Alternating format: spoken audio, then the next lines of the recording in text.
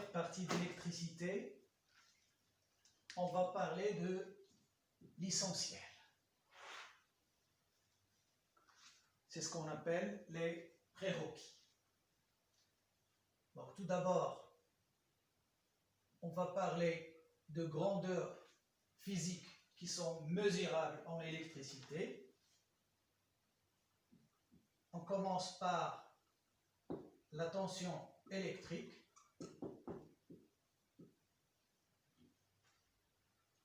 Puis on a l'intensité du courant électrique.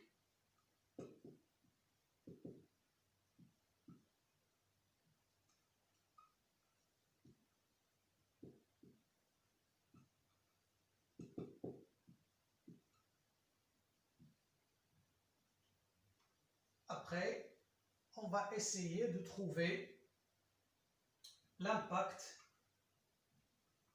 du temps T sur ces deux grandeurs essentielles en électricité qui sont la tension électrique et l'intensité du courant électrique. Il faut noter que la tension électrique, elle peut être continue ou bien variable. De la même façon, un courant électrique peut être continu ou bien variable.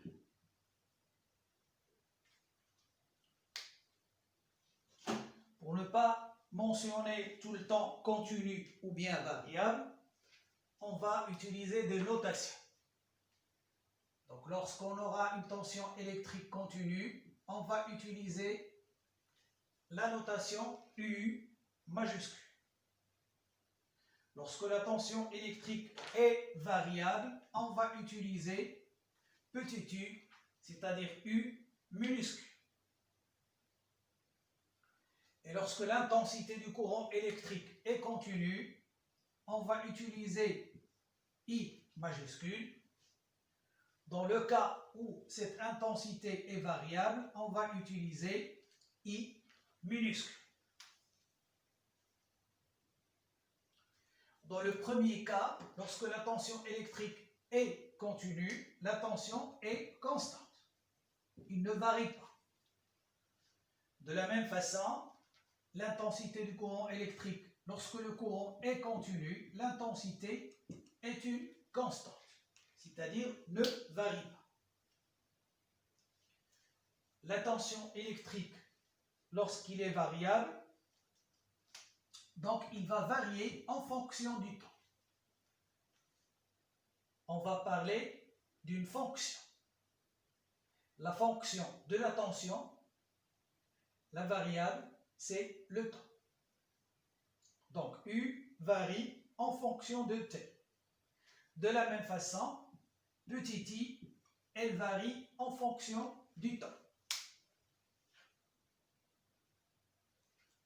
Mais par la suite, on ne va pas toujours utiliser cette notation.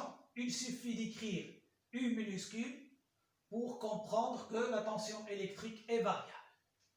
Et il suffit d'écrire I minuscule pour comprendre que l'intensité du courant électrique est variable en fonction du temps et que c'est une fonction du temps.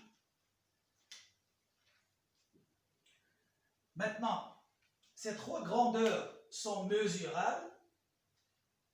On mesure une tension électrique à l'aide d'un voltmètre. Comme on peut visualiser la tension à l'aide d'un oscilloscope. Un oscilloscope, ça permet de mesurer et de visualiser une tension électrique ou bien deux tensions électriques en même temps. L'intensité du courant électrique, c'est une autre grandeur mesurable.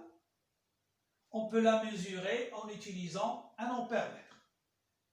Et le temps T, on peut le mesurer en utilisant un chronomètre.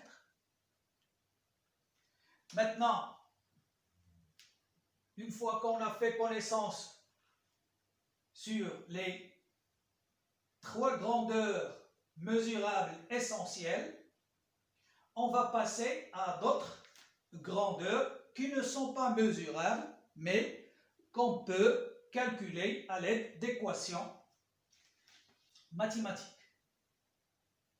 Donc, pour un courant continu, par exemple, I, ça s'écrit soit delta Q sur delta T, ou bien grand Q sur T. Il faut noter que delta mesure la variation entre un état final et un état initial. Cela veut dire delta T est égal à la différence entre la date finale et la date initiale. Dans la plupart des cas, on va prendre TI, c'est T0, c'est 0. Dans ce cas,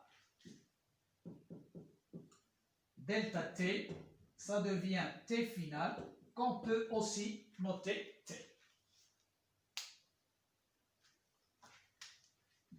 Cette équation implique que Q égale à I fois T.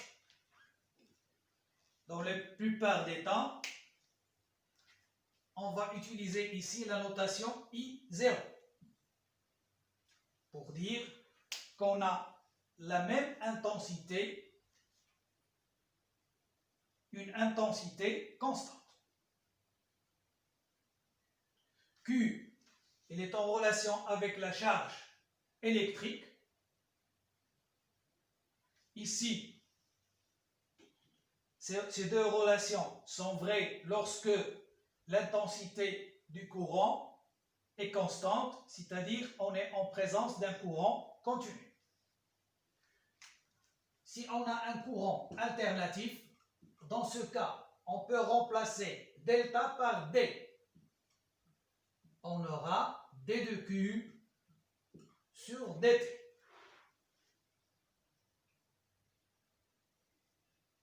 Dans ce cas, D de Q égale à I fois D de T.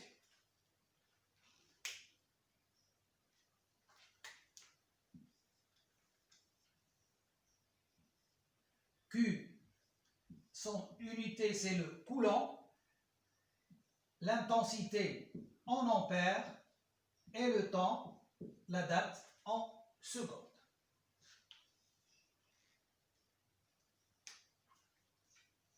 Il y a d'autres paramètres comme l'énergie électrique.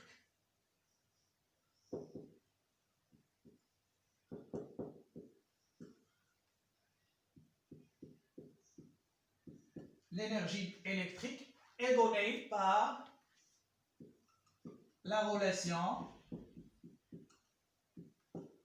U, la tension, fois I, l'intensité du courant, fois delta T. Ceci est vrai lorsqu'on est en présence d'une tension électrique continue, d'un courant électrique continu. Dans le cas où la tension et l'intensité sont variables, on peut écrire la relation de cette forme.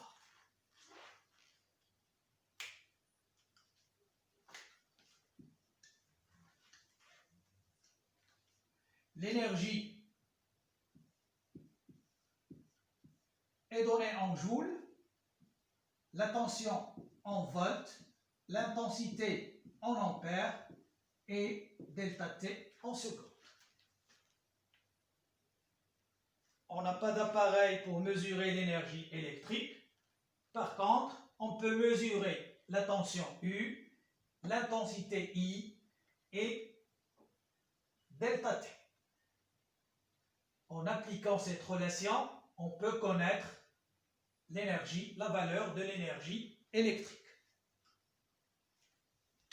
Il y a ici la notion de puissance électrique.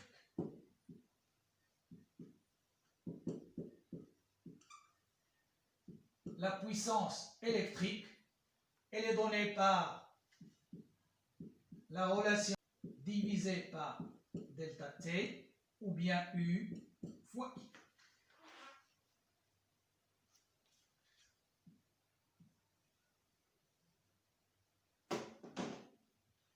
La puissance électrique est donnée en watts, U en volts et I en ampères.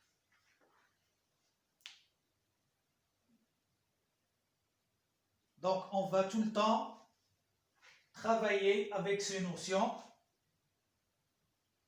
Soit on est en régime continu, soit on est en régime variable. Il faut juste